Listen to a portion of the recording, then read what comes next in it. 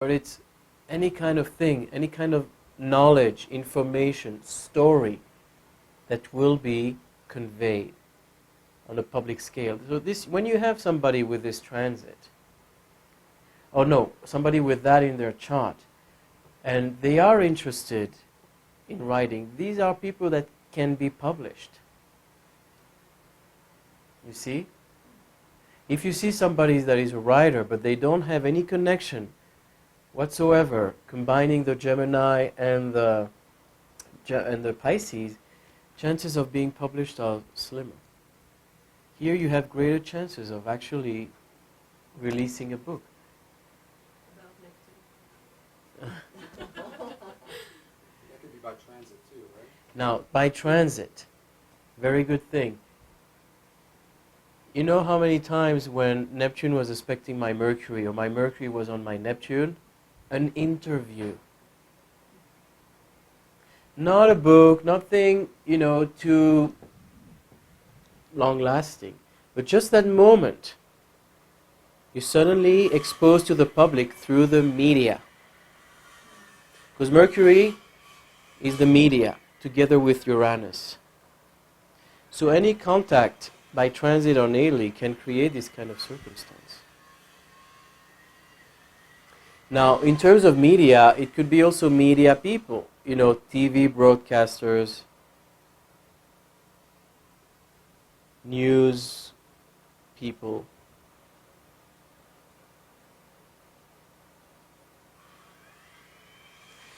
So we talked about some people with Neptune in the third house that don't have a TV because they don't want to see all this stuff. And you have those that will become news broadcasters. You have one extreme and the other. What? I hate television. I have one, Yeah. but I love movies.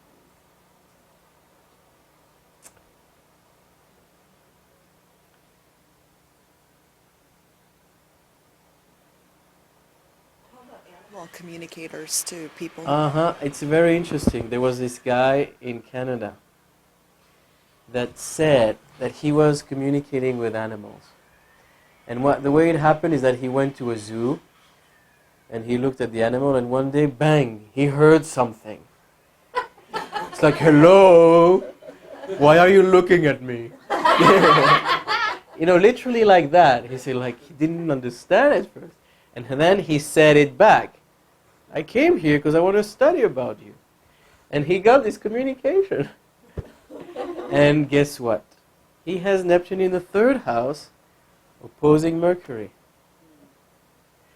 Now, I don't know how far that goes and how far it's his own mind projecting. But even if there is a portion of truth in that, it's definitely a person with that symbol that will get there. See what I mean?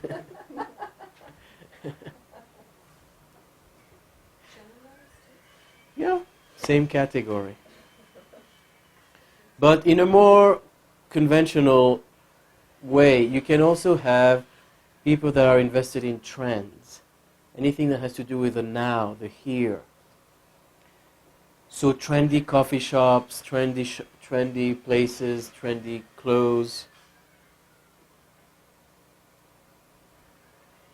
Can it also be trends from different eras, Yeah. like a coffee shop style? Yeah. I mean, not any kind of style, but this is more conscious. I'm going to design my coffee shop in an old style because I want to. It's not an accident.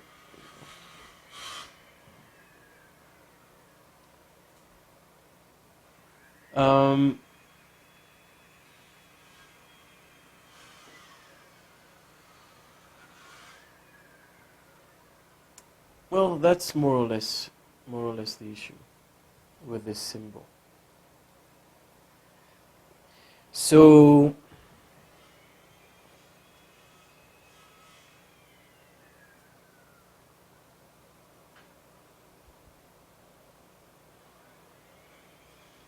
how do you, if we move a little forward, how do you think this person with Neptune in the third house will humble their ego?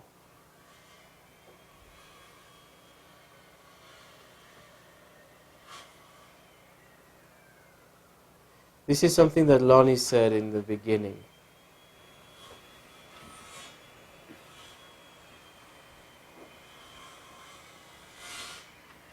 It has to do with no matter how much you know, there's always more. There's always the unknown. There's always more to learn. Yes. You can't ever understand everything. It's about knowing you don't have to know everything in order to feel secure. Because they can end up so stressed after having been bewildered, disoriented, misled. They can go to the other extreme of needing too much information and not moving before they have all the facts together. So the humbling process is actually trusting. It's fine if you don't know. You see what I mean?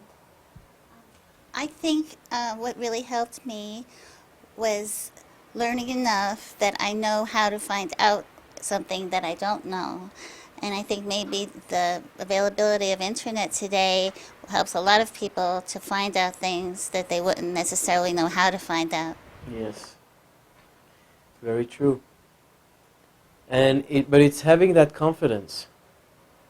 You know, if we talked about driving, you just have to have a general understanding of where you're going. And eventually you'll get there. So it's that trust that you can proceed with life without having everything mapped out. On another level, humility is also about, like we said, what is the meaning of intelligence?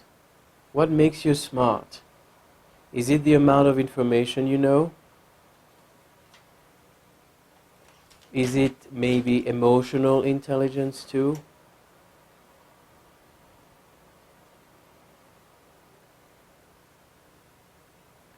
How am I judging that? See what I mean? So, many people with this symbol are so afraid of being stupid that they can overdo the need to be intelligent. Read too much, overeducate themselves, overly prepared, or not say anything in fear of saying something stupid. And here the need is to understand there are many layers of intelligence. And there are some stupid people. And if you feel you are, then do something to change it. But if you feel you are stupid, it means you are not, usually. Yeah. Because a stupid person is usually not conscious that they are stupid. Maybe. It just has nothing to do with that. Is the internet part of Partially. in the symbolism? The internet is part of this because it has to do with dissemination of information to the collective. But it's more predominantly Uranus, Neptune.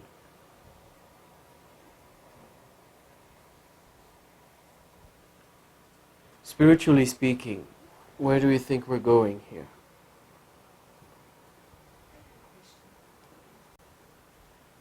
Going back a few steps, Maurice, you mentioned emotional intelligence. Could you elaborate a little on that, please? Emotional intelligence has to do with knowing to define a situation, to understand a person, not on an intellectual level, but on an emotional level. It's like you don't need to know where they grew up and what's their mother's name. But it's like psychology, is emotional intelligence.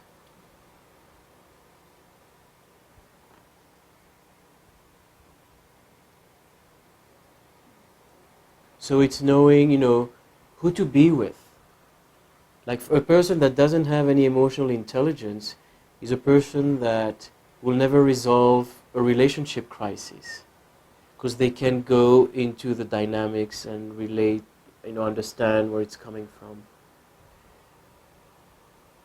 And I won't say that Mercury Neptune is necessarily about specifically emotional intelligence. Emotional intelligence would be more Mercury in Scorpio, Mercury in Cancer.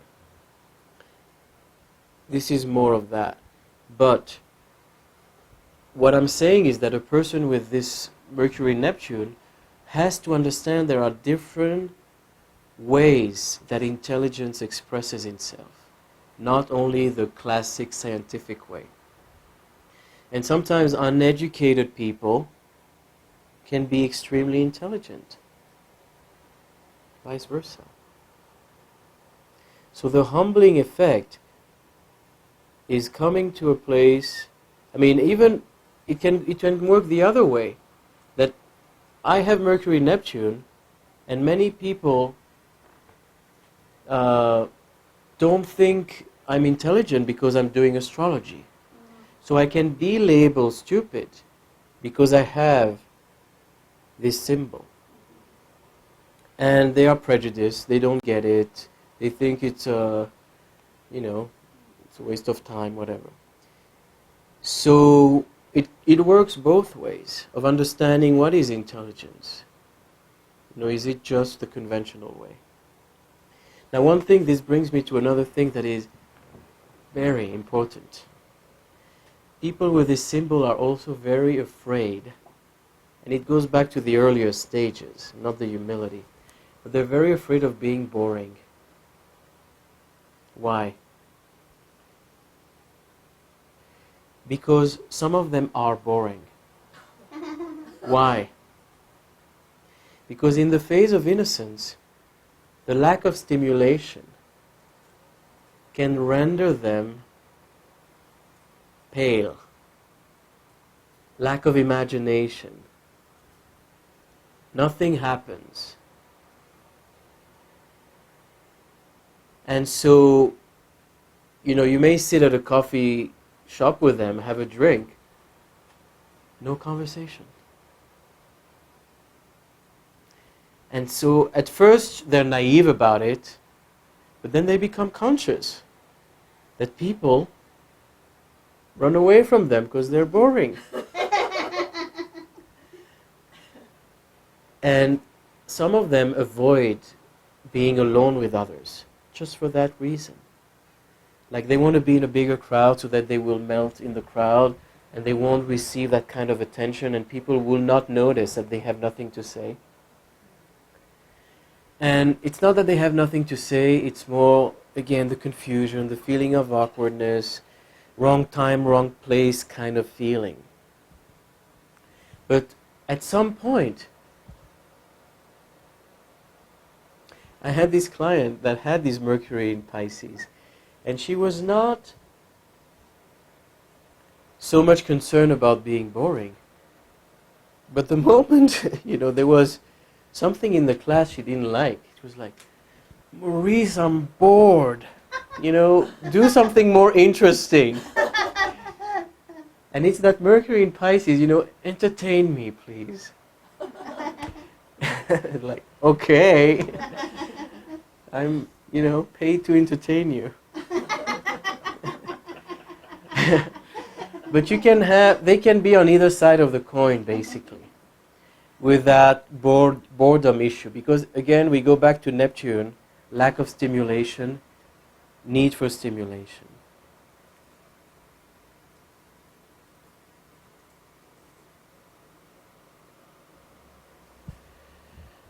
So, let's go back to let's now proceed to the spirituality.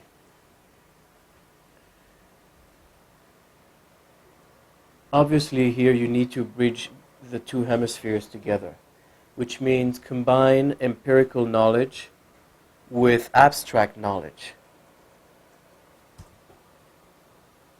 Some people having this symbol may get carried away spiritually. You understand why? Because they can get into the right brain too much. What's the danger of going too much in the right brain? Might get run over by a bus. Number one, your bus will run over you while you're meditating in the middle of the highway on your car.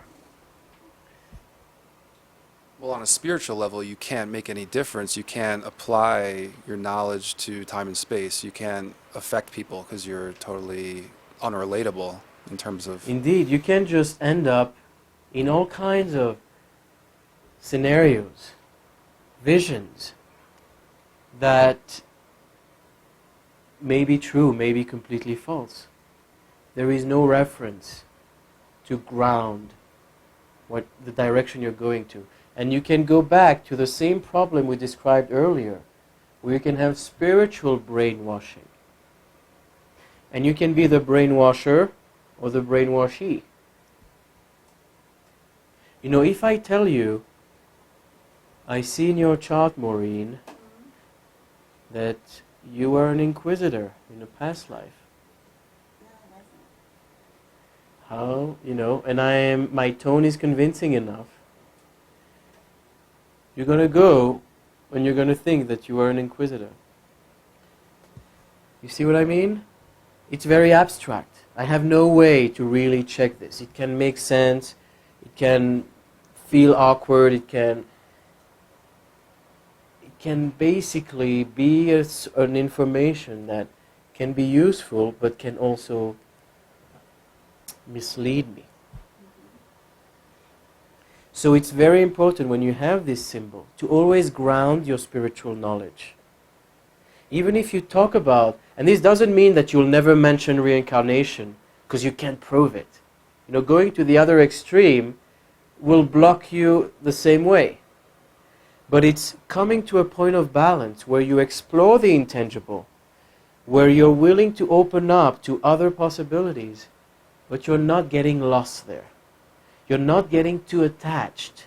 You're not living in that past life. You're here.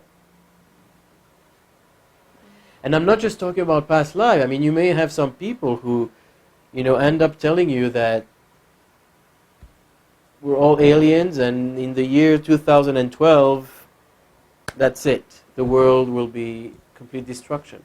And again, in a typically Neptunian way, the need for salvation, the attachment to salvation, will lead to an attachment to all kinds of theories and abstract knowledge that will serve their emotional need for salvation. Even though, Neptune, it's not a neutral knowledge. It's not objective. And then comes the time, and it's another bright day on Earth. I just was when you're the world's supposed to end on my birthday, December 21st. We're gonna have a really big party before we all go. It just makes me think of if Jesus does have that third house in Pisces, because what he did was he expressed truth, like spiritual, but he expressed them in parables that were grounded, like that the masses could understand. Yeah, So it can be extremely powerful if you're really connected to indeed. to the When the the truth. balance is there, what do you have? You have inspired knowledge that is useful. You're inspired to bring something that doesn't exist, and it's not something, you know, that, okay, it's a pretty thought. No, I can apply it. I can make sense of it in my life. It can also, it feels like it could also be like someone who, like there's a lot of people say they channel, you know, and how much of it is really tapping into a source and how much is from what you said, their own emotional, Purging. yeah, whatever it is. Yeah, absolutely. Channeling is specifically, again, a Neptune-Uranus combination, but it can definitely occur with this too. And you have all kinds of different channeling. You have those that will, you know, stop and connect with the spirit, and that's also very Jupiterian. Or you can have inspired writing. That would be very Mercury. Like you start writing and your pen takes over. That's a very Mercury 12th house experience.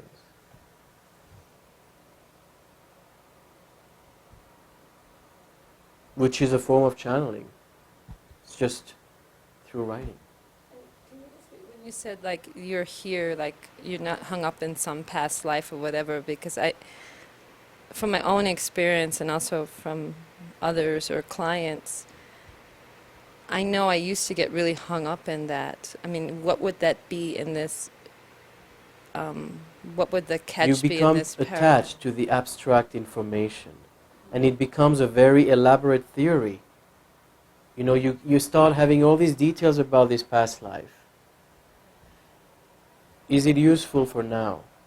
Can you know, is it important for you to use that now, number one? Number two is, it's important to have a past life and to get into past life to understand context, to understand continuity. But starting to see, you know, getting too invested in those past life becomes masturbation. Because you will never have, I mean, unless you're really a very specially gifted person that sees everything through time. What you capture from past life is themes, not details. The details are not useful, not very relevant. So when you have a theme, you understand the concept of where you're coming from. And you can use it in this life. What I mean by that is, don't be too attached to those past lives. Use them for what they're good for. And what I mean by don't get too attached is always understand that you can always peel another layer and understand it from another perspective and see that this past life was not just a trauma, it was also, because we don't have all the details, it's easily manipulated. So it can be, if you can be a way, what you said, indulgence or avoidance. Yeah. And I think it feels like it also can be in I will give you an example, Okay. actually, of a person that I had a reading with, and she had this signature. And one of the things she said, she was in a period of her life where things were very difficult. She was stuck. Like, she started a new project and it was not taking off. And she felt, you know, financially drained. She couldn't, like, everything was leading to a dead end. And I was trying to sort out her situation so that she will resolve it now. And giving her responsibility in the crisis. You know, why are you stuck? You know, think about, go back, you did this and that, you know, correct those choices. Don't repeat the same mistake.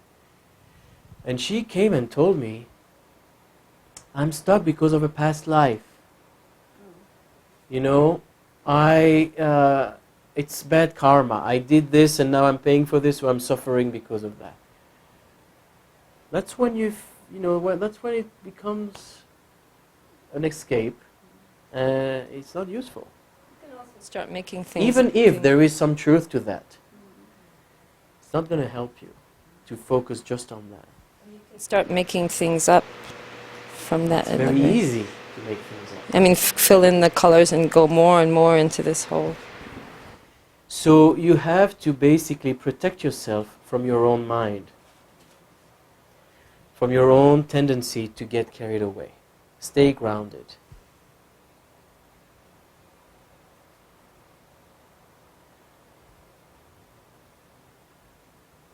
Now, it's when you are in these spiritual spheres, you have an unconscious pressure.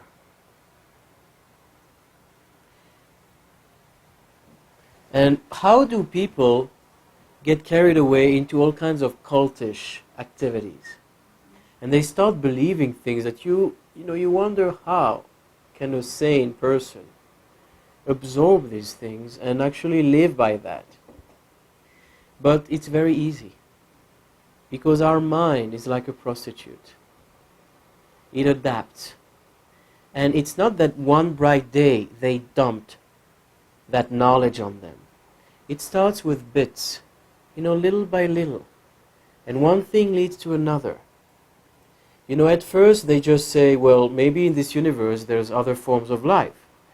And then they tell you that this form of life maybe has this shape and comes at this hour. And maybe it's red, and maybe it kidnaps dogs. You know, what I mean is like, what I mean is that it's one thing leading to another. And you end up at that very end in a completely absurd reality. And an outsider sees you there, doesn't understand how you got there, but there was a path. That's a good example. I was reading something today about Scientology and how at the highest levels you don't get exposed to that teaching right away. It's more about, stuff that Tom Cruise is into, more of the societal kind of religious overlay, but the actual story is all about this alien 70 million years ago that came and was the overlord of all these universes, and it's just so out there, but that's the whole thing. You don't get that information until you advance Yeah. to that level. Yeah. Well, it's the same thing as the aliens, where God is basically this alien creature that came here and started doing things.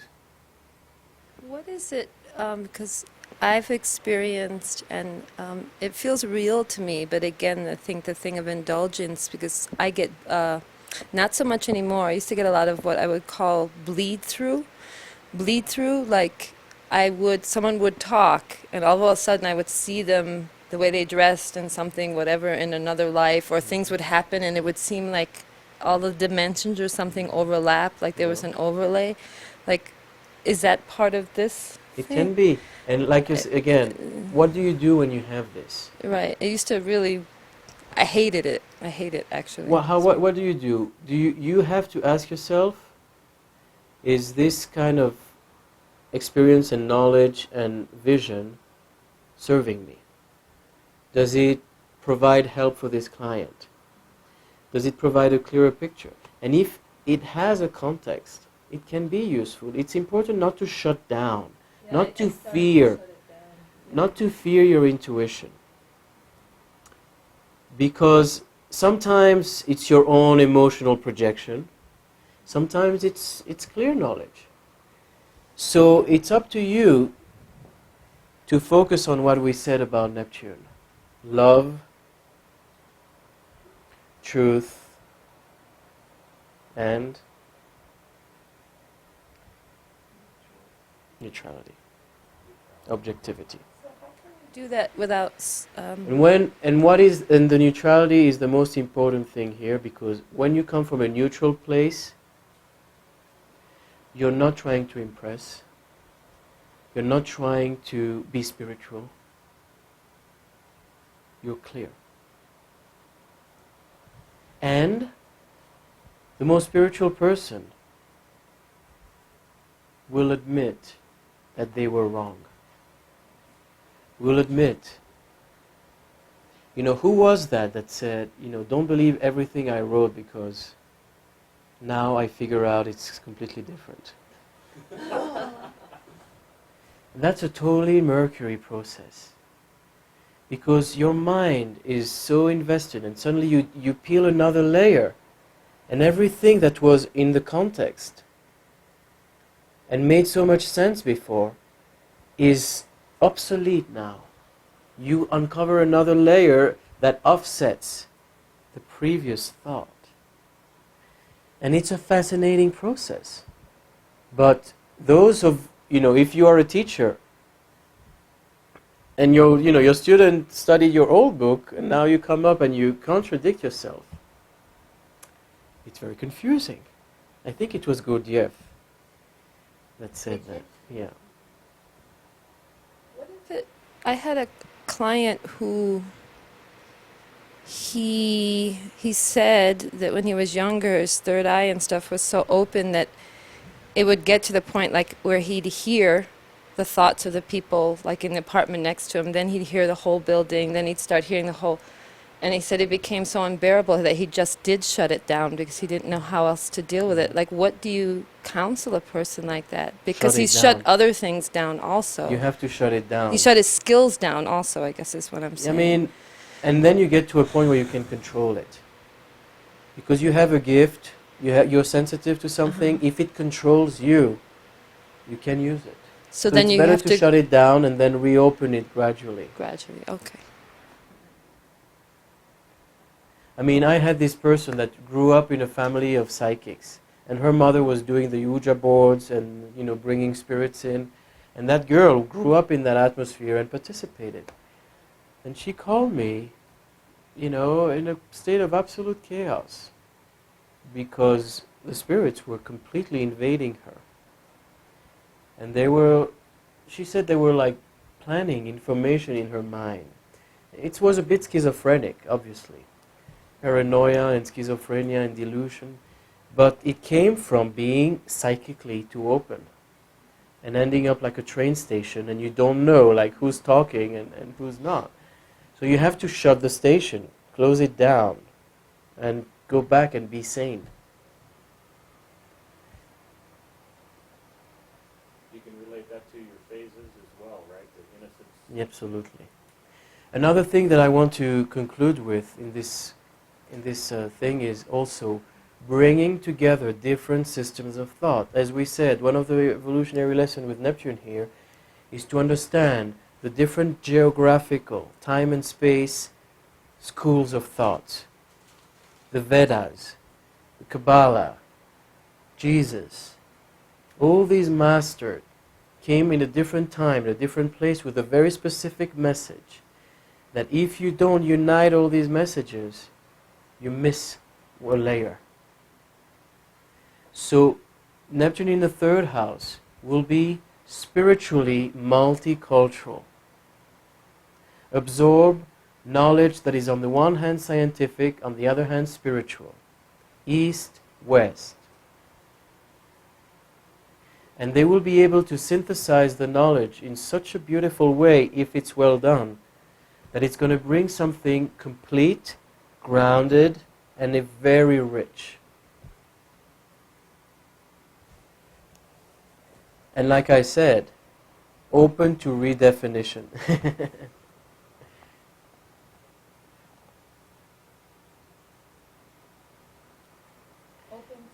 Redefinition.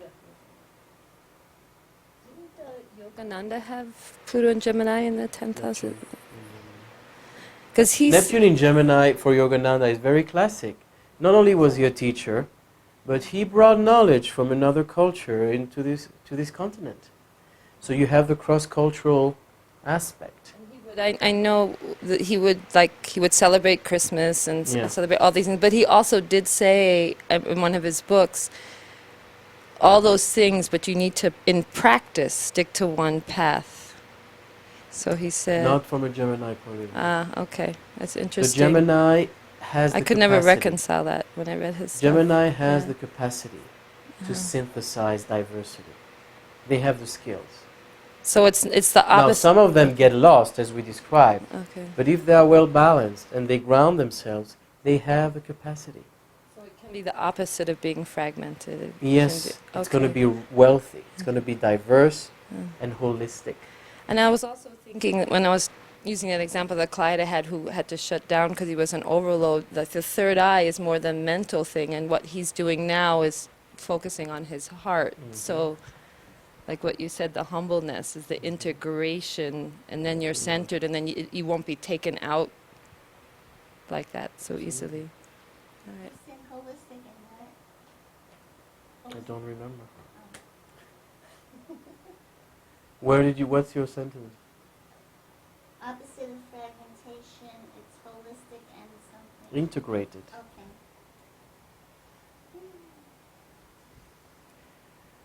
All right? Yeah. So, food time, Okay. because this is part of the topic. So, the question was, you have Mercury retrograde in Pisces, and you said you did very good at school. And obviously, not every person with this configuration is not going to do well at school. I know many people that do very well at school. But you have to see where the person is, in what stage. If they are not in the second phase of loss of innocence, and they are in a phase where their ego is more grounded, then there can actually have great experiences with that Mercury and use it in a balanced way. But you have to be careful, because some people with this configuration, if we talk about schooling, you will have some of them do very well because they're natural learners, and they're just naturally, the knowledge comes in almost effortlessly. And you have some that will be great learners, but they have to be very controlled about the knowledge. So if the teacher gives them all the information, it's again the need to be attached to the details, because they're afraid that if they don't have the details, they're going to get lost in space. We talked about the need to trust the scientist only, because that's the only reliable knowledge. Same thing with the teacher. The teacher said that, this and that happened in history. So they hold on to that knowledge, and they become very attached to the knowledge, and they excel at school because they remember exactly what the teacher said, and they will duplicate it. But it's not creative thinking.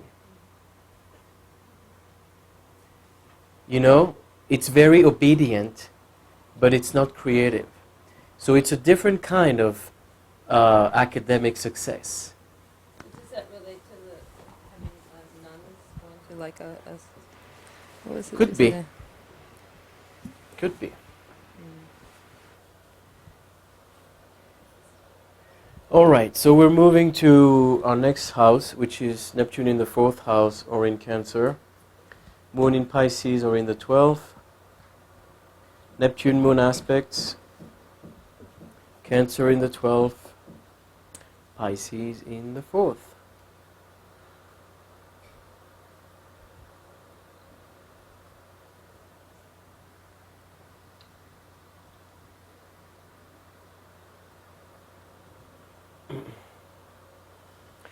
What is Cancer about?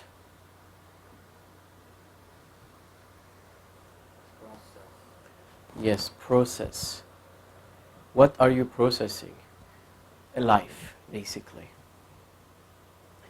Cancer is the digestion of life. Through Gemini, you gather the information, you have the knowledge. Through Cancer, you integrate it in your system.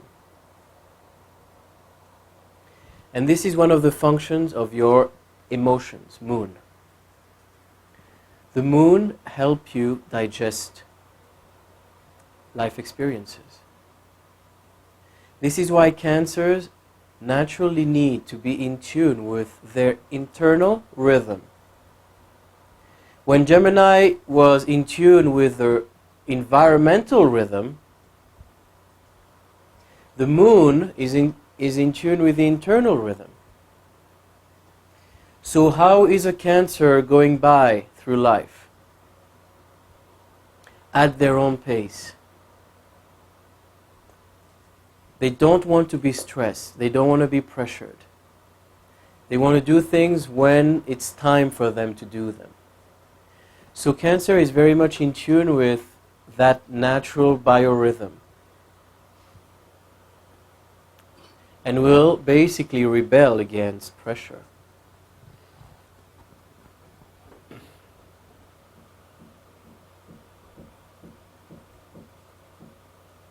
Putting on the rails, I think.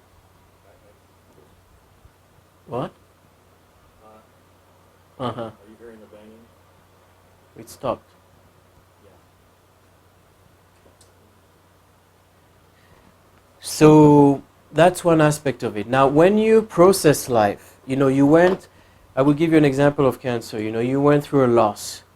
Your boyfriend left you. If you're going on a Gemini level, you say, okay, why did he leave me? Okay, this makes sense. And you move on. Cancer is, I'm aching. It's painful. Who am I now? Where am I going? The emotions, the pain, the relief, the sadness allow you to grieve, to go through the process so that the experience can be chewed, digested, and released. So you won't go to work the next day. You take the time.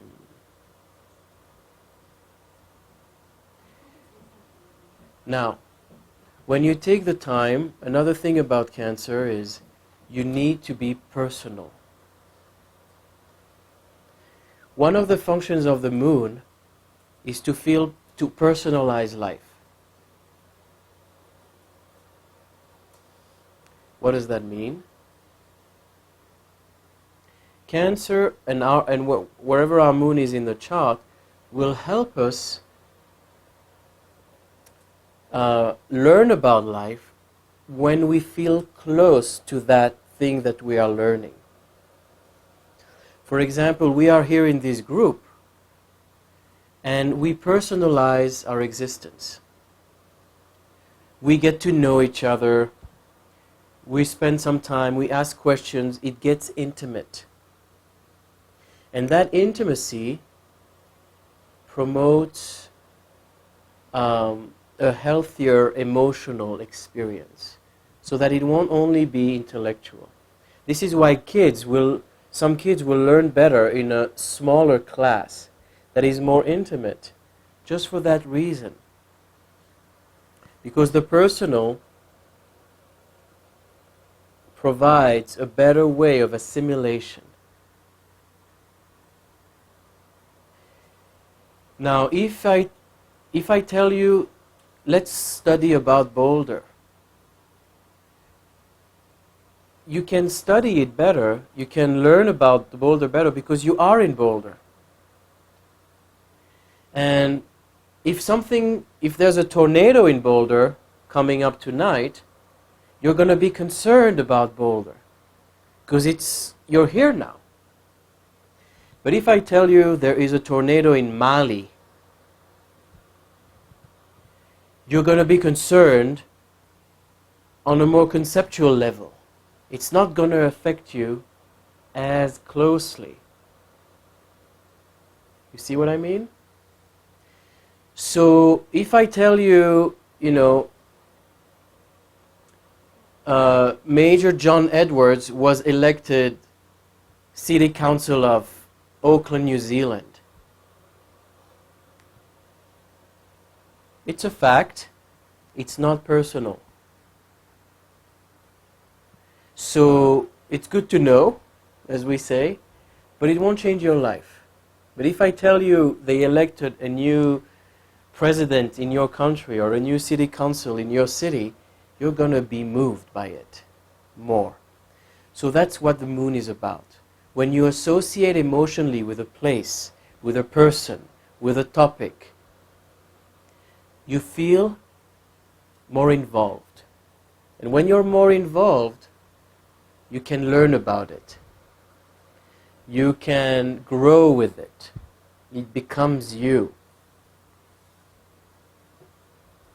This is why Cancers will be very potent, very powerful, very expressive when they are in a place that is intimate, a place where they are emotionally identified, and they will be very shy in a public place where it's impersonal.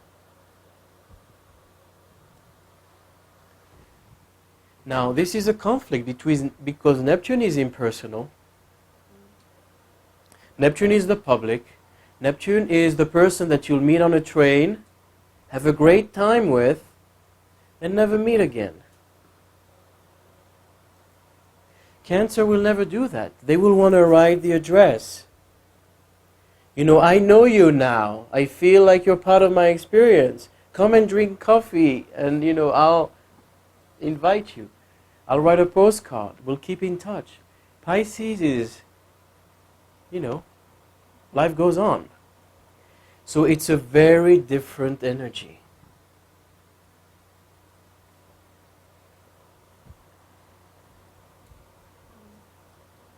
So how does moon in the 12th house, say a Leo moon in the 12th house, how does that act?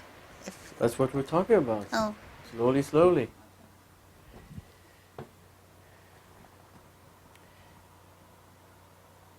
Now, when you are in the innocent phase, in the womb, one thing that you can feel with this symbol is that you feel intimate and close with the whole creation.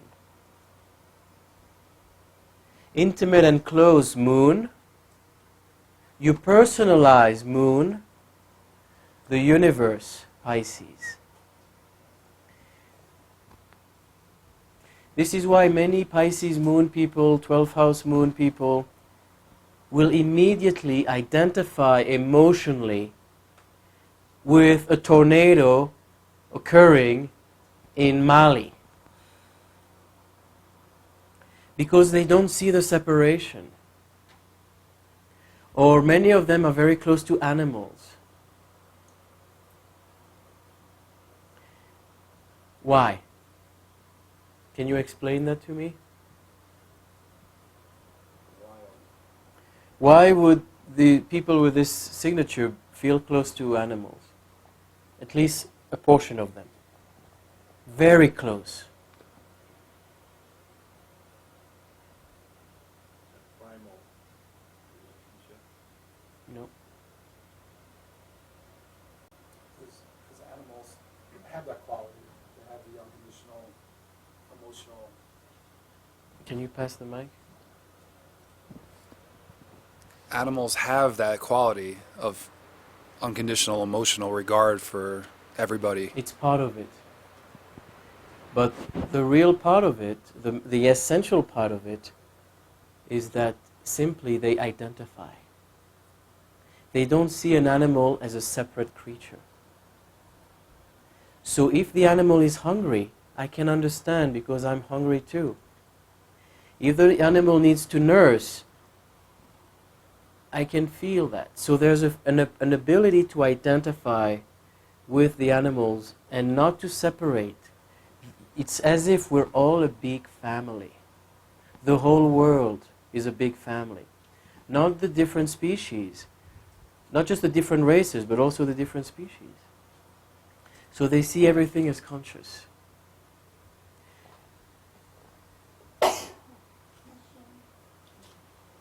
So basically, individuals with Neptune in the 4th house can have, some of them, in that state of innocence, an inherent goodness, purity of emotions.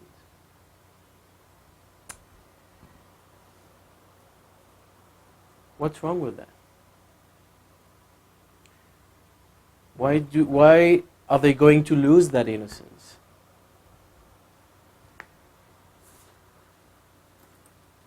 Because they don't know how to discriminate between people that are good for them and people that are going to hurt them and victimize them. Yes. Basically, there are two things. Number one, as she said, they will have to go through the predator and prey reality and realize that some people you don't want in your family, basically. Let's put it in another way. Neptune in the 4th house can be extremely good and extremely giving, but extremely naive in the sense of not wanting to see a problem when there is one.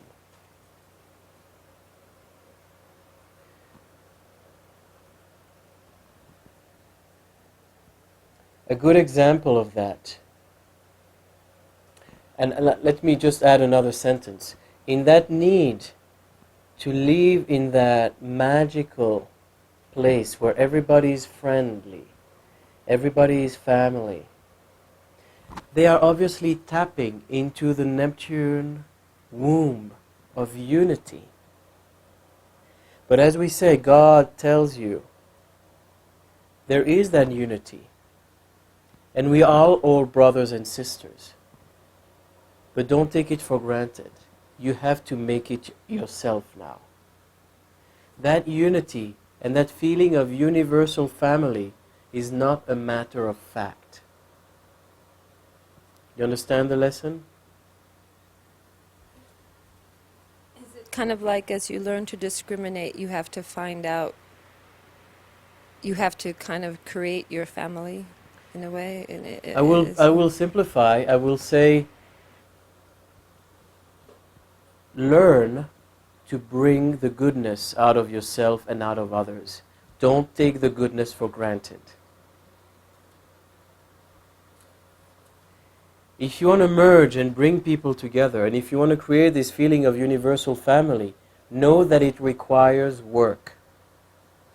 In the womb of innocence, the person may expect everybody to be my brother and sister as a matter of fact. And there's actually a syndrome, I don't remember the name of the syndrome, of people that are too friendly. And it's dangerous because these are people that can get in a car with a stranger and immediately familiarize with them and have no discrimination to a point where they can end up kidnapped. People with Down syndrome have that. But it's not Down syndrome. You know, it's people that it's an emotional condition. It's not mental condition. I mean, it applies to mental, but it's essentially, again, a lack of boundaries. And we will see when we lose innocence how this unfolds. Another thing that can happen, typically, people with this symbol have a very, very hard time understanding pain and understanding why there is suffering in this world. Now, everybody has a problem with that, but them particularly, because they are ultra sensitive to the need for union and to the sense of universal family. So what ends up happening is that many of them take on themselves to save everyone. These are the people that end up with 40 cats and 20 dogs in their house. And it's not only 40 cats and 20 dogs, it's also their cousins, and it's also this, that, and the other. They can be very devotional. What's wrong with that?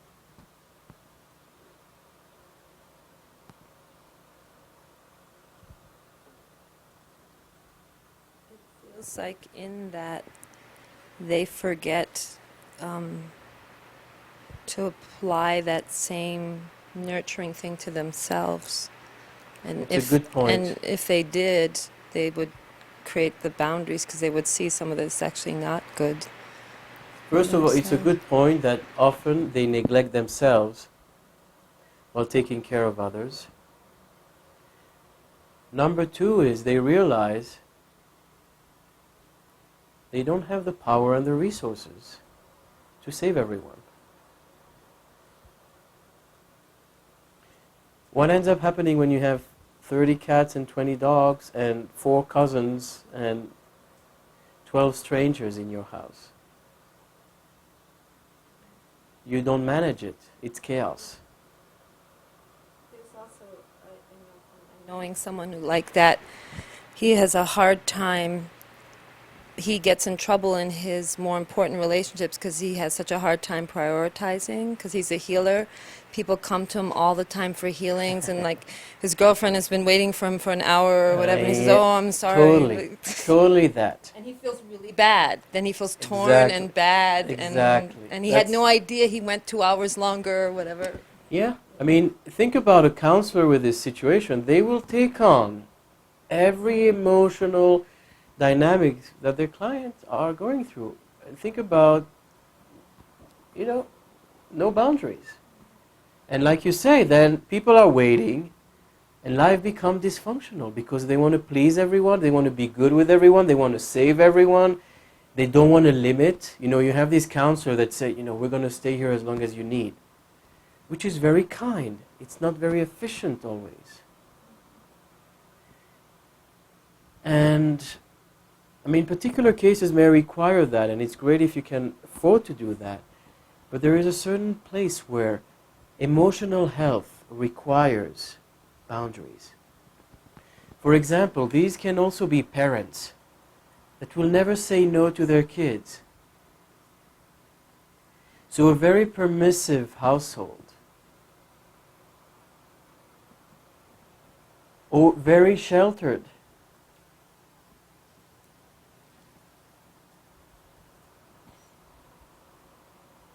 But what ends up happening?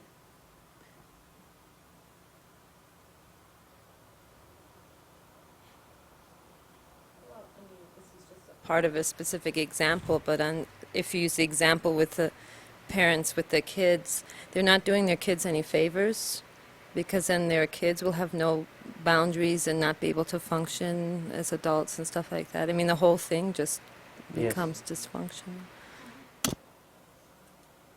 This reminds me of a girlfriend I had who had a Pisces moon, and she was very Neptunian. She would bring home homeless people to live in her house, and her grandson didn't know how, he didn't like to blow his nose, so he would have a cold and drip all over the place and spread germs, but he doesn't like to blow his nose. Exactly.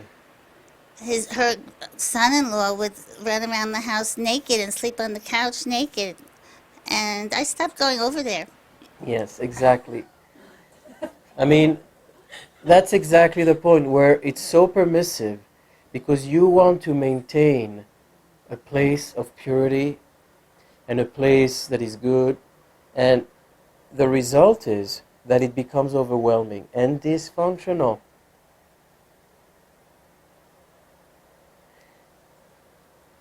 Not only that, but when you have so many people to take care of, one of the first things that settles in is neglect.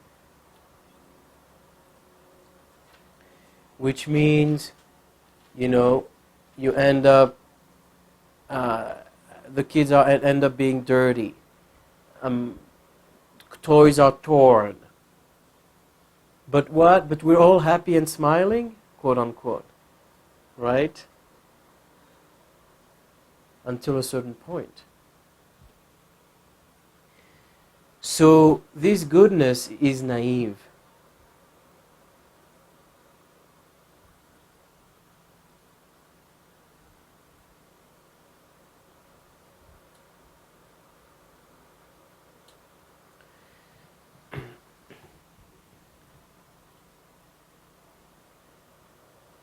There is another segment of people with this symbol.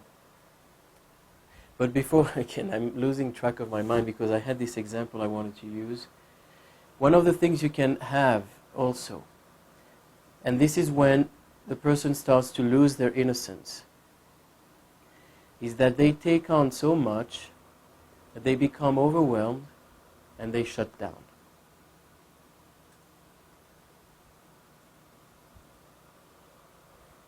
Many people with a Pisces moon or a fourth house Neptune have an overwhelmed mother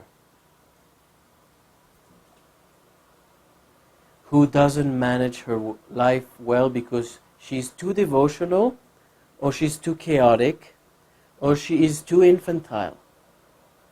But the result is she is shutting down, she's overwhelmed, and she can't attend the needs of the child. Now, this is a very tricky thing with people with this signature. Why?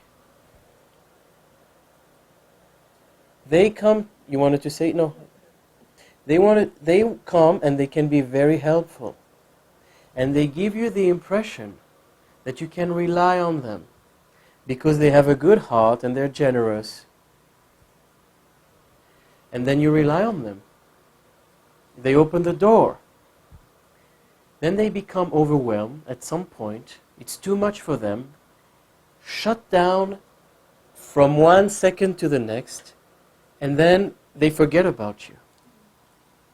Because they are so confused. And they can't digest their emotions. They need time off. But they're so overwhelmed they don't even tell you that they're not available anymore. And you're waiting. You see what I mean? And when it's your parent that gives you that message, you have a parent that is very accessible and very devotional, and then suddenly that parent is shutting down. And there's no more mommy. So you get all these mixed messages and you become very confused yourself emotionally. So the tendency to become overwhelmed is a mismanagement of their emotional life. Taking on too much, not stopping a problem when it starts, not blowing the nose, and then, it's very graphic, it's very symbolic. So one of the things these people need to learn is take what you can. Realize you're not going to save the world today, you're not going to do it all today, and you have to realize that some people will be in pain and you'll have to deal with it and accept it. Because you have to deal with your emotions first. You have to survive yourself. You have to fill your belly before you feed others, if you want to avoid shutting down.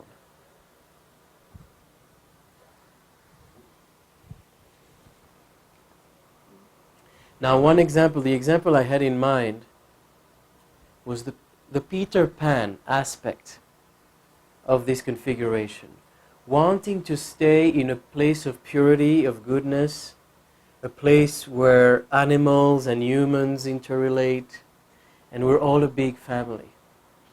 Michael Jackson has a Pisces moon. And you see his Neverland Ranch is so much the need to recapture the essence of that purity. And he has, his pet friend, the monkey, and he has his elephants. He's totally Pisces moon that way. But then what ends up happening? What ended up happening during his trial? He was sued because there weren't enough funds to feed the animals. So he ended up completely mismanaging it. Total chaos. And you have the children, in this case, his whole zoo, starving.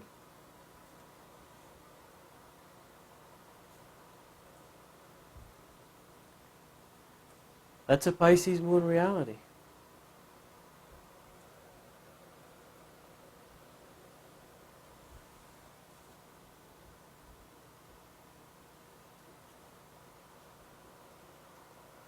Now, you have another segment of this configuration. Some people with Neptune in the 4th house will come in innocence to a place where they don't understand what emotions are and what they are for. Why do we need emotions?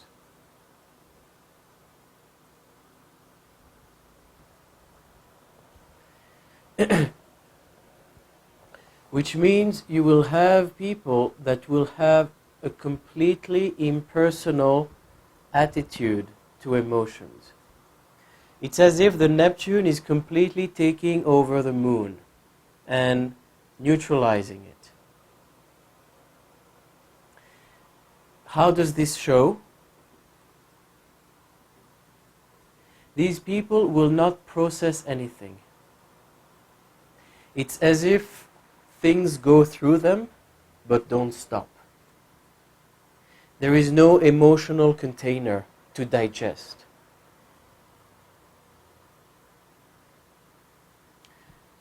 So they have no clues how to form an intimacy.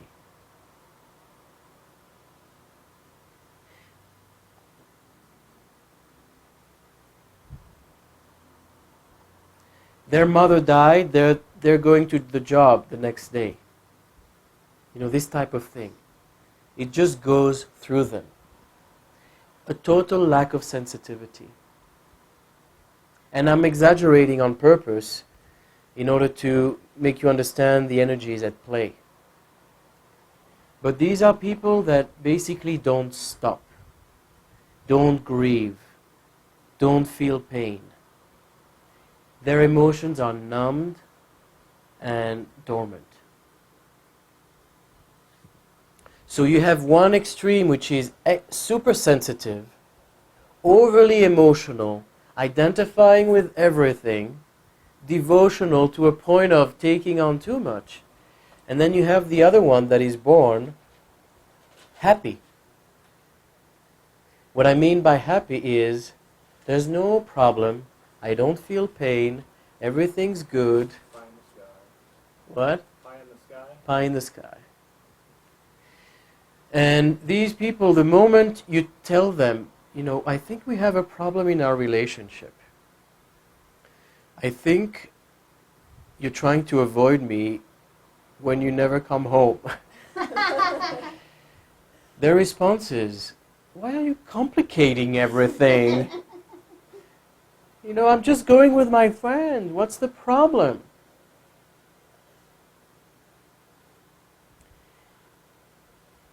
What the person they hate the most is the psychologist. Like starting to dissect emotions and try to understand. It's like, it's a waste of time, I'm telling you.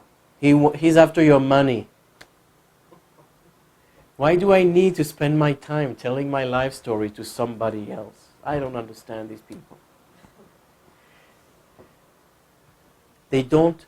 Another thing that will be typical with these people, they go, obviously, when I say pie in the sky and always happy, it doesn't mean that their lives are without problems. It just means that they are in constant denial. And they keep putting that clown face, that clown smile, because they don't want to deal with it. And some stuff can be very difficult. So you have, with Neptune in the 4th house, very sophisticated avoidance pattern. One of the symptoms that can give you some hint that this person is at this stage and in this particular circumstance is that they don't remember their childhood. Why they don't remember their childhood? Because it's painful, they don't want to deal with it.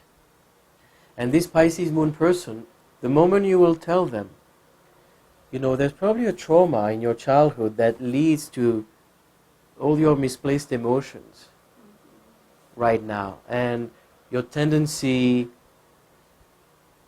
to have dysfunctional relationship and not being able to hold any intimacy and running from bed to bed, from house to house, from job to job is not very healthy. Because that's what they do. The moment there's a problem, the moment there's pain, move. Next. We're not solving anything. We're just going to the next place, hoping that paradise will be there. You see what I mean? And you always have a reason. Oh, the neighbors, they were so bad in that old place. And the boss was so cruel. I couldn't stay in that job. So there's always this poor me, poor me.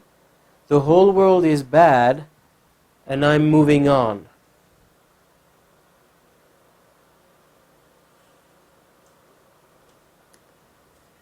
And they end up, like I said, changing jobs, changing locations, changing people. They never stick to anything. Nothing sticks. And when you ask them, maybe there is a trauma in your childhood that you're not addressing. My family was fine. When you were 5 years old, 10 years old, I don't remember.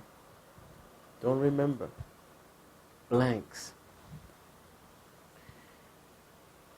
And then you start scratching and you see that the family was fine. Oh yeah, my father was an alcoholic.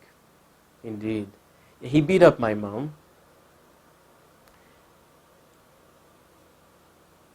And you start to see detail after detail that they thought it was fine because they coped with it. but it was not fine. It was their survival mechanism.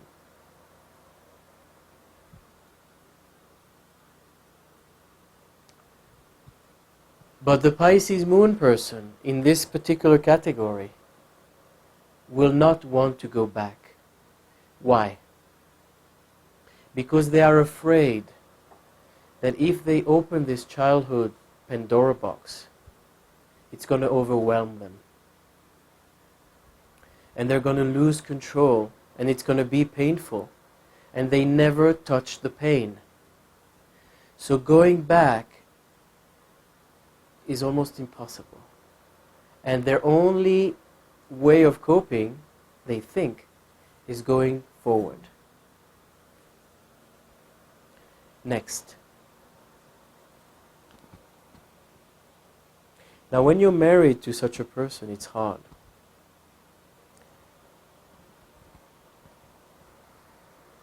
Because of the avoidance pattern. Because there's no real communication. It ends up very superficial.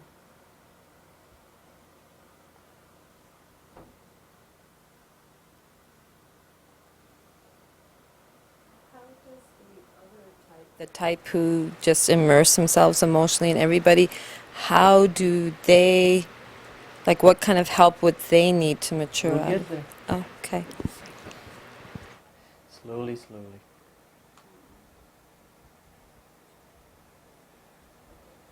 Another thing that can happen with this signature is being born in a family where the person born with this signature has a mother that is overwhelmed. She can be a very pure spirit, a very good mother, but she has a lot to handle, a lot on her plate. And she's overwhelmed, often shutting down because of that. And what happens to the Pisces moon person is that they don't want to add more burden. So they sacrifice their own needs, their own nurturing needs, in order to protect the overwhelmed parent. And they end up basically themselves redoing what that same parent did. And they're going to get to that same point where also they're going to get overwhelmed because they're sacrificing too much. Now, there's something very beautiful, because being able to sacrifice and care for another is one of the most beautiful qualities. You know, it's compassion, it's solidarity, it's being there for another. But always remember boundaries. There's some point where you cannot play God, where you have to feed yourself before you feed others, in order not to shut down or to collapse. Pluto in the fourth house will be extremely attached to the emotions. Pluto in the fourth house will feel everything. They will feel the pain. They will remember everything. They will not deny or numb it. The pain is very much experienced. You can't run away from it. And the intensity. There's positive intensity and there's difficult intensity. But Pluto has photographic memory. Never forgets. So the Neptune in the fourth house is I don't remember my childhood. Pluto in the fourth house is I have this very long list. But I guess that makes perfect sense. And I've been told I have I have a Pluto in the fourth house. I've been told I have the memory of an elephant by people who were really mad that I remembered certain things. Anyway, but I guess what I meant is I'm just the tendency that you mentioned earlier to spend too long with people, to emotionally overgive and stuff. It seems there's a similar. It's also different. The It is- Pluto in okay, the so fourth what's the house difference tends there? to over-process things. Okay. Whereas Neptune in the fourth house can basically, their problem is that they take on too much of other people's stuff.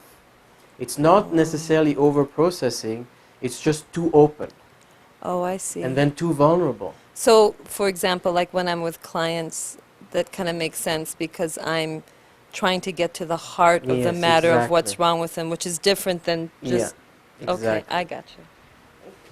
Now, if you have Neptune in Scorpio in the fourth house, Double then- dose of both. Okay.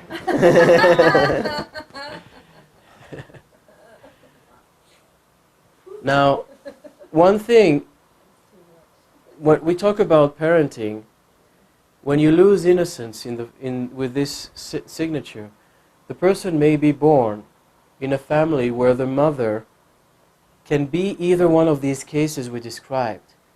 A mother that is very superficial, feeds the kids on pizza every day. Oh, I don't want to cook, not home.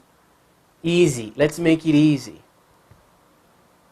And a mother that is very neglectful. The Neptune always, an easy thing to remember with Neptune, neglect. So you can have basically a very neglectful household because the parent just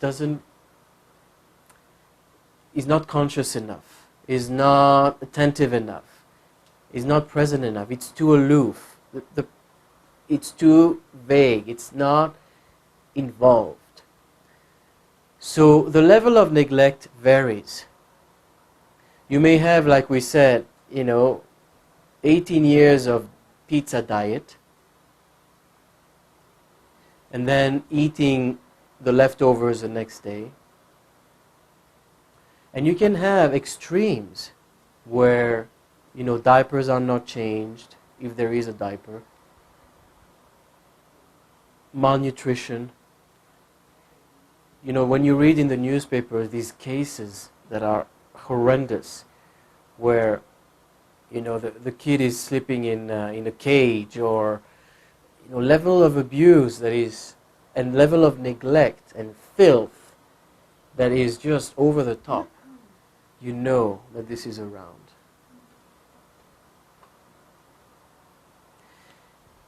It can be an alcoholic mother, a drug addict mother, a mentally unstable mother, and kids in the middle. What is the word you remember? Chaos in the house. Chaos, Neptune in the house. Now, how do you think this kid is going to develop emotionally? Obviously, this kid will want to forget every moment of that childhood.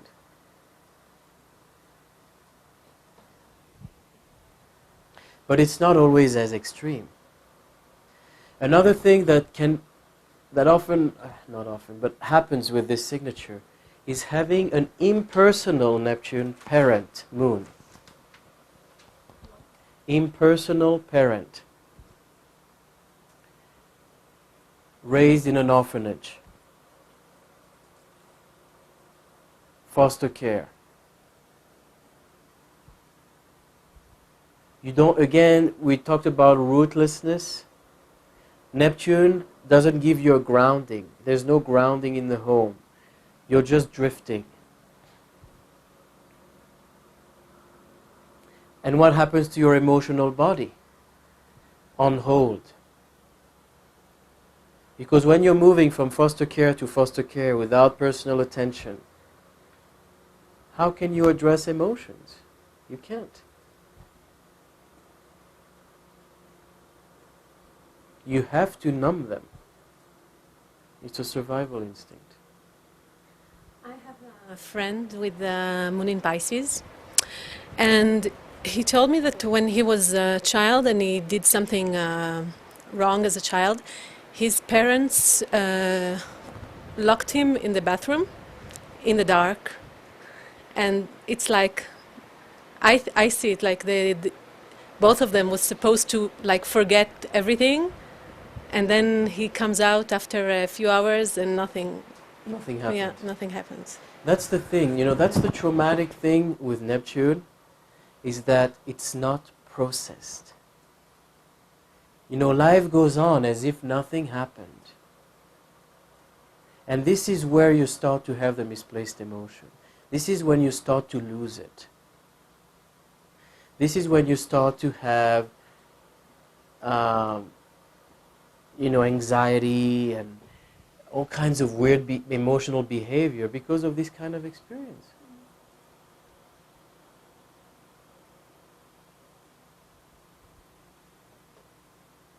Now, let's take just a moment the kid being locked in a dark room. What do you think is behind, what is in the parent's mind when they do that? From a Neptune point of view. It's not Saturn, I want to punish you, be in the dark room. Removes stimuli. Remove what? Blank it out. Exactly. Remove the light. Yeah. Remove the problem. Remove Oh, you're too noisy. We're going to remove you for a moment so that we can have some quiet. That's the way Neptune works. The parent is so overwhelmed, they don't know how to deal with his kids, they don't know how to give them attention, they don't know how to calm them, they don't know how to educate them, so they lock them in a room, so they'll forget about them for a few hours. That's the mentality. It's not sadistic as, they have to learn like a Saturn would do. It's more neglectful. Easy solution, quote unquote. In a way, I think that could be harder, much harder and more painful for someone to get over, because first you have to, when someone's punishing sadistically, there's at least some connection, even though it's a negative, and that's the most frightening. Well, I will tell you, awful. both of these extremes are not pleasant and are hard to digest. But it's true that when you don't have something to hold on to, you feel like an object. You don't feel like a person. It's like you don't exist. You don't exist. You erase yourself. I was just wondering, since this applies to Neptune and Cancer, that would be the whole generation of Neptune and Cancer people would have these problems? Yes, absolutely. Neptune in Cancer is the beginning of the 20th century. It's like 1914, 1920. No, 1920 is already in Leo. So 1910-ish.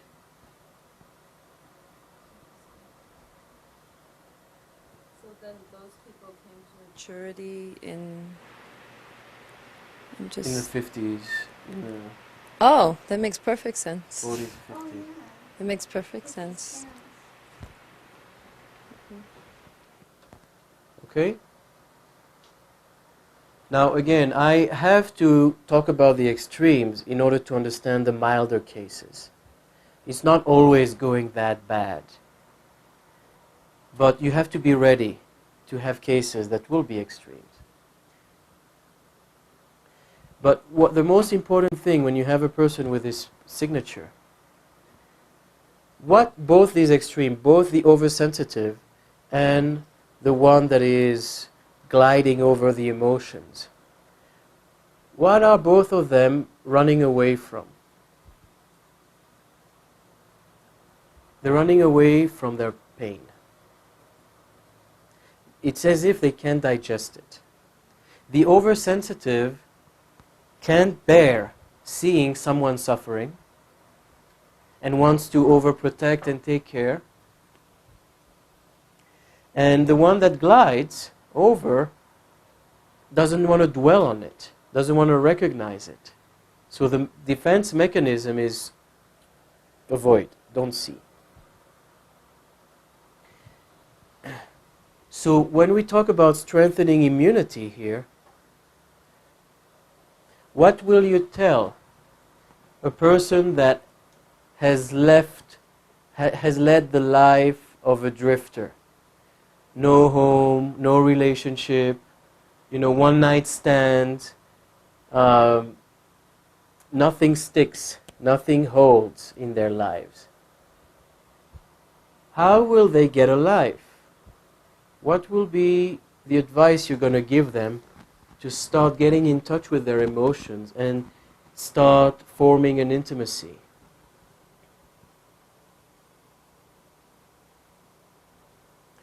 They have to start personalizing their lives.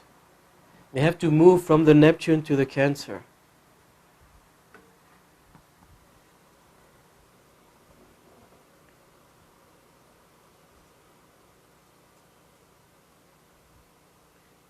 How do you do that?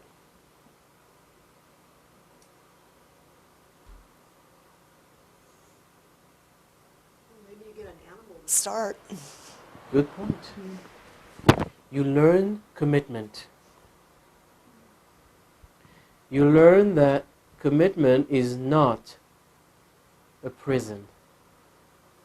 Because Neptune in the 4th house, people can be commitment phobic on this basis.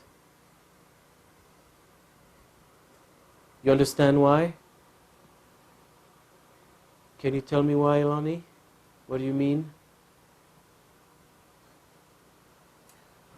Well, I think what it may come down to is that you fear that if you, well, for one thing, you want to keep your options open. You don't want to feel, trapped, locked into. What's the memory? The memory is pain. If I commit to something, it's going to end up painful. Swallowing me. It's going to end up taking over me. It's as if I open my emotions, I'm going to lose myself. So I'd rather stay close and free.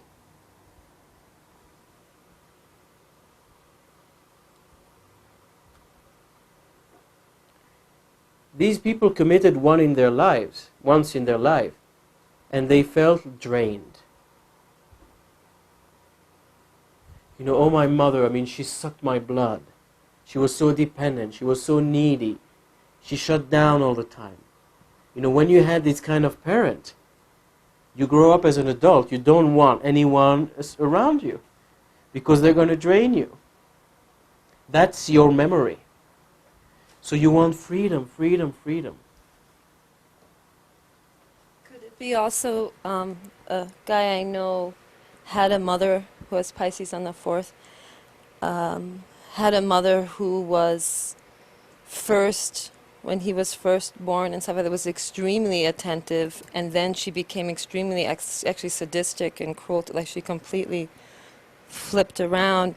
And as an adult, he got into a marriage where he married her because she was pregnant, and now he's 48 and getting divorced, and it's the whole thing is like kind his of whole like, life was a sacrifice. Yeah, that's how he feels. Basically. That's how he feels. Yeah. Yeah, and now the memory Exactly. that stays Exactly. is, I don't want to be with anyone, because relationships equals bondage, equals prison. He has also stuff in Leo, so throughout his marriage he'd have affairs, but he couldn't see, and he said he'd really love these people and whatever, but he couldn't see what was, it still wasn't a commitment. Yeah. So now he's getting unmarried, and now it's all coming, it's Yeah. all coming out of the woodwork. Why is it so good to have affairs with Neptune in the 4th house? You don't have to make a commitment that way. You don't have to make a commitment, and you don't have to wash the laundry. You get only the romantic part. So you keep the pain away, quote unquote. This is also true to Neptune in the 7th house. Relationships. It can lead there. So what, in the strengthening immunity phase, people with Neptune in the 4th house have to learn how to make a commitment that will not be suicidal. How to make a commitment that will not entrap them. Which means a commitment that will benefit them. A commitment where there's going to be mutuality, where they're going to receive as much as they give. And one thing you have to teach these people is, like Lonnie mentioned something very important. Get an animal. And yes, sometimes you're not going to be able to go on vacation as easily as you could have. You're going to have to find a cat sitter or a dog sitter. You're going to have to get out of your way a little bit to take care of that animal and sacrifice a little bit of your freedom, but you're going to get affection. You're going to get a bonding. It's not that bad. It's worth the price. It's worth the compromise. I had a person with this. And she said, my first step is I want to get plants. After plants, I'm going to move to animals. Baby steps. Baby steps. Well, she was honest. Yes. No, it was very, you know, with a touch of humor to it. So, and there is healing in that, because you realize that these people are shutting down. There's a trauma behind it. It's not just because they're superficial. There is a pain, and it's a coping mechanism. But what they have to learn is that it's okay if they spend more time processing emotion. It's okay if they sacrifice a little bit of their freedom, because there is a greater gain. And the greater gain is affection. It's attention. It's health, emotional health. You know, when somebody is actually coming to see you and stays because they want to stay, and they're not out the door once the sex is over, it can be quite nice. So another thing you have to teach and you know, approach the client is have proper meals. Eat 3 times a day real food. Which means, where are they coming from usually? Food, detail, you know. Or they eat junk along Yeah, the way. They pick up easy. junk along the way. Either a pizza or a chocolate croissant, something available. You don't have to cook, you don't have to process, you don't have to sit on it. But why is it never like an apple or something? It's always like junk. No, some of them can eat fruits as well. But there's also an attraction to the sweetness, because you know, you need to sweeten.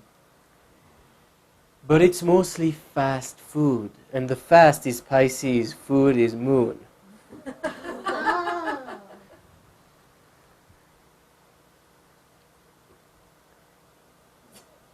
Now, why? Because some of them is not just, you know, the education. Some of them actually never sat in a family dinner. They never had that kind of bonding, that kind of connection. Many people with Neptune in the 4th house want to forget their families. You know, I've been there, it was traumatic. My father was an alcoholic. My mother shut down, I had to take care of her. It's like, enough. I don't have a good memory of that. Now you have to retrain them that family and having a dinner with other people you care about is healing. So first of all, you have dinner with your dog, and then you actually have people join the table. And it doesn't have to be a biological family. It can be a family of friends, people that you feel close to. What is important is create an intimacy, commit to each other. Be there. What do we create when we form that kind of intimacy, when we have a dinner table together, when we actually relate? What is being established? Think about the 4th house, it's the lower house. It's a support system. People with Neptune in the 4th house may leave without any support system. Always starting anew, always drifting, always baseless. No one to rely on. And it's draining, you know, mentally, emotionally. You don't do as good. You don't access your potential if you don't have a good support system. Just a moment. When you have a support system, it means you are not alone in this world. It means somebody will sacrifice their time to help you when you're in need. Why? Why will they do that? It's like Michael Moore asks in the movie Sicko. He went to this guy in Canada And he said, yeah, we have universal health care here. And he said, but why? You're a wealthy person. Why do you need universal health care? If you have a problem, you go and you pay for it. He said, his instinctive answer was like, he was puzzled by this question. He said, but there's some people who can't afford it. So you pay taxes so that people who can't afford the health care will be able to benefit. So it's a system where the stronger helps the weaker. Now, is it fair that you always have a stronger helping the weaker? Wouldn't this create all kinds of parasites that will always cling on the stronger ones? I'm asking you. What is good in a support system if you end up having a dynamic of people needing help all the time and draining you, your money, your time, your emotions?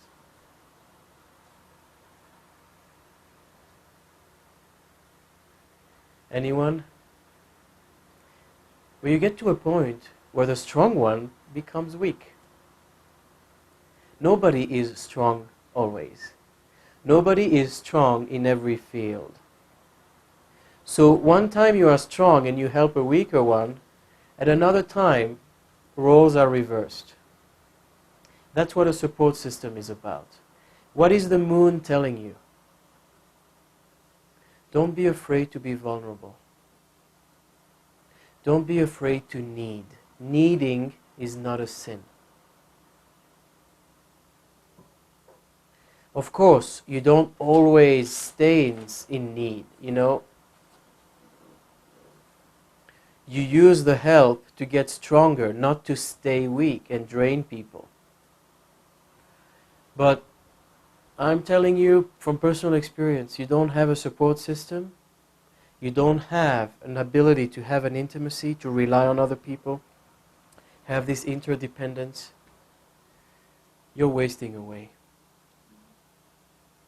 It's like your quality of life is reduced to 20%. You are susceptible to all immune disorders, physically and emotionally, if you don't have a support system in your life. Which means do everything to have quality friends. And I will even tell people with this signature, unless your family are evil, unless your family are all gone, even if you don't get along with them, try to accept them and try to have some relationship with them. Because karmically, it heals you. Don't forget them in your past. They're your blood. Unless they're evil and their aim is to destroy you, or they're not here. You have no choice. But it's a matter of healing family dynamic. Because Moon in Pisces can be so wounded and end up without that support system. And I'm telling you, if you don't make the first step, you won't receive back. You don't wait for people to come to you. You may get lucky and find the right person that will open their heart and support, but don't be too proud to make the first step. Even if your parents were annoying, now you're an adult, be mature about it. You don't have to live with them. You don't have to call them every day. You just have to be decent. And I will say, to have contact. Once you do that, it's as if you are reestablishing a blood flow. And karmically, it's healing.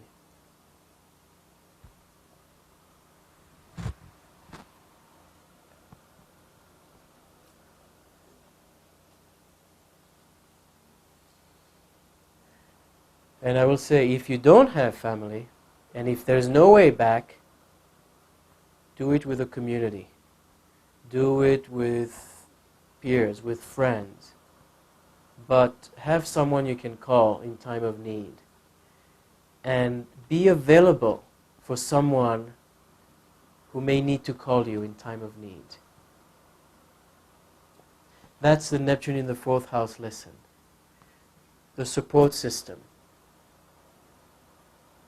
We are all brothers and sisters. And you don't need to get to know all your brothers and sisters. You don't need to invite them all at once at your dinner table. But don't completely shut the door either. Because that's the feeling with Neptune. It's either like everybody and I'm completely invaded and they're stepping over me, or nothing and I have to hide and deny and escape. No, there's a middle way, you know.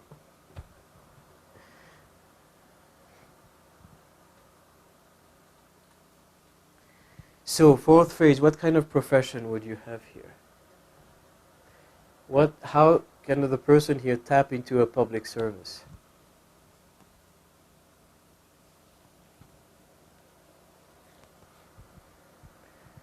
Well, you can have social work for one.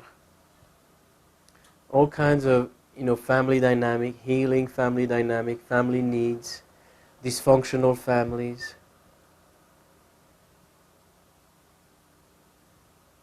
And it's interesting. You have a lot of social workers with this signature, obviously. But I had a client who had Neptune in the 4th house.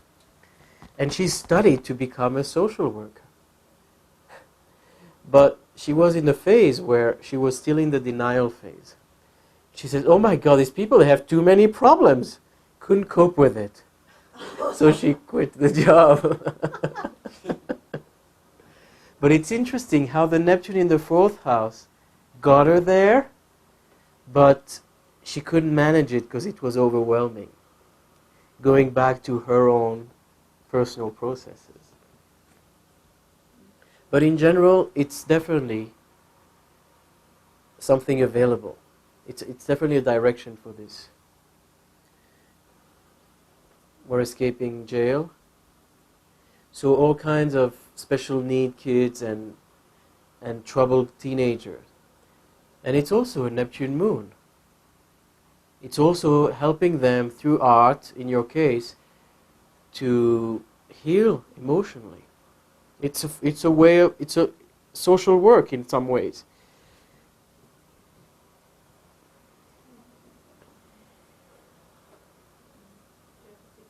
I just wanted to say that I'm a social worker. Ah. I have Moon in 12. And so about that, I worked with disabled kids for 5 years. And it's in Leo. It's in Leo, yeah. Kids, Leo. Kids, And, well, clients would tell me their problems, and I wouldn't say it to them, but to myself, I'd think, oh, is that all this world, because I've seen everything in my life. Mm-hmm. So I was very good with them. I helped people a lot, so I can appreciate my horrible, painful past because I'm using it for a good reason now. Yeah. So, but it's interesting when you say, oh, is that all? Because indeed, when you have that signature, you can get to a situation of facing the chaos, emotional chaos, that it ends up all relative. But did you ever feel drained by this work? No. It's good. Did you ever feel you had to detach? And like, okay, I'm going home now, I'm going to my own space? Well, I worked for the county, so it was a 30 to 4 job. When I went home, did not take my work home with me. when my first job was for the Salvation Army, which was a nonprofit, and there would be long hours and endless homeless people coming for food, and that kind of work is very draining because they don't ever leave. Yeah. That's the thing. Now, don't ever leave. That's the fear of Neptune in Pisces. You know, I'm inviting you and you're never leaving. But it's interesting. You see how this career thing works? She has a 12th house moon and she was a soul. It's amazing. It's amazing how it's just nailing it. You're also working with social work, right? With psychology. Yeah, I am admin support. I work for the county also, and I work with a team of social workers and mental health workers. And your Neptune is in? 4th house in Scorpio.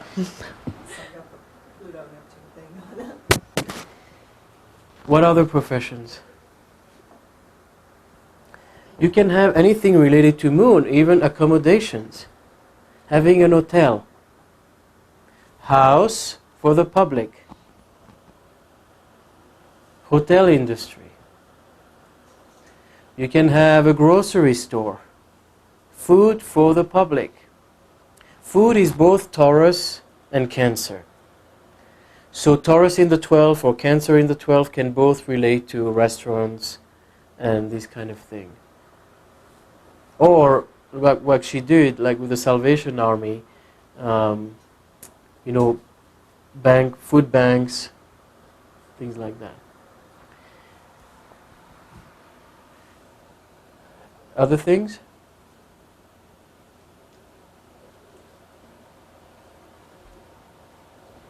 I just want to clear up something for myself.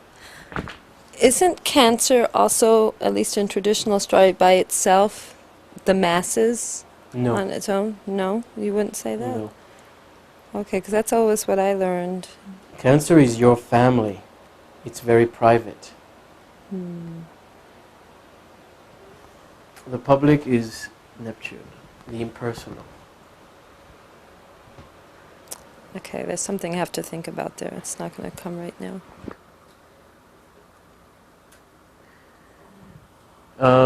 So think about emotions, public. People with Neptune in the 4th house can have an amazing gift to touch the public's emotions. What emotions? Fear, love, joy, anxiety. So you can have people, you know, the social worker who would deal with these people's emotions, but you can also have a politician with Neptune in the 4th house. Why? Because they will be able to give a sense of collective security. What is usually when they are on campaigns, what is usually the slogans? Home, family, apple pie. Yeah, home, family, apple pie, homeland security. You know, terrorists. What are they doing? George Bush has Cancer in the 12th house. Fear of invasion. What they give you, yeah, all kinds of things. So what can happen is the politician, through the TV set, through the newspaper, can affect your most basic needs and play your parent. I'm going to be your impersonal parent. I'm going to know what's good for you. I'm going to protect you from the bad people. And that's a lot of what the politicians do. They have to have this signature in one way or another in order to gain a sense of public trust. But this does not only apply to politics, it also applies to show business. You have a lot of actors with this signature. Harrison Ford is a Cancer, but I don't know if where is his Neptune. Maybe square Neptune in Libra. It makes sense. That makes sense because they have to personalize the role on the big screen. Absolutely. And then have their private lives open to everybody's interest. You know, what's the big dilemma of actors and public figures is that everybody knows, you know, when they go to the toilet. And that's a very Cancer thing, you know, it's my private life, it's my family, don't invade. Not what Michael Jackson, go back to Michael Jackson, he wrote a song, Leave Me Alone. Because all the reporters were like watching everything that was happening to him all the time. He felt invaded. Yet he also has made a statement, and this might have been early on before all that stuff happened, so before he had that crisis, he made a statement that the place he feels most comfortable being is on stage. And he didn't mean it just as comfortable performing, Yeah. he meant where he felt safe. Yeah, interesting. So that's a Pisces moon statement. It's like I feel safe when I'm in a train station with many, many people or on stage.